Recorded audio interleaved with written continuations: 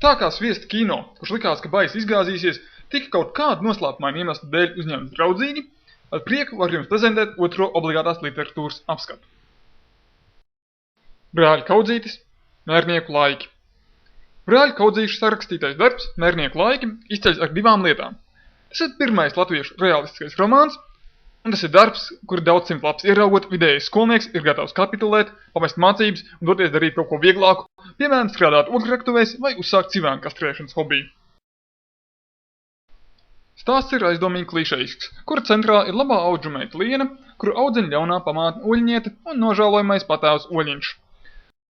Lienai ir lieliski piemērots raksturā stingrais un nopietnais skaistuls Kaspars, taču ceļā stājās grausais ļaundaļas prātnieks, kurš paralēli vietējo vientiešu kāšanai un pasaules iekrošanas plānu kaldināšanai droši vien vēlas pievienot Lienu savam harēmam, lai ilgi viņu spīdzinātu pagrabā un darītu citas ļaunas lietas. Paralēli šai mīlas drāmai ir ieradušies mērnieki pārmērīt zemes. Lai arī daudziem gribētos attēlot senos latviešus kā varonīgus bāleliņus ar milzu drosmi un kokli, Mērnieku laiki demonstrē vidējo latvieti kā sīku, lišķīgu ļautiņu, kuram nav sveša korupcija un kurš mēdz darīt visu, lai izsistu sev labāku zemes gabalu.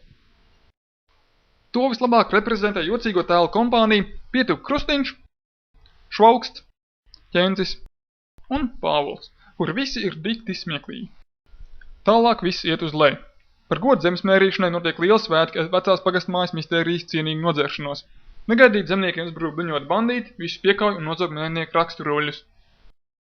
Skaistais Kaspars arī pazūd, ļaunais prātnieks apsūd viņu iepriekš paveiktajos noziegumos, Liena padzen no mājām un viņa saskumst. Viņa apmets pie vecās Annužas, viņai piedzimst meiteņa, un vēl viņa pamanās sajūgt prātā un noslīcināties.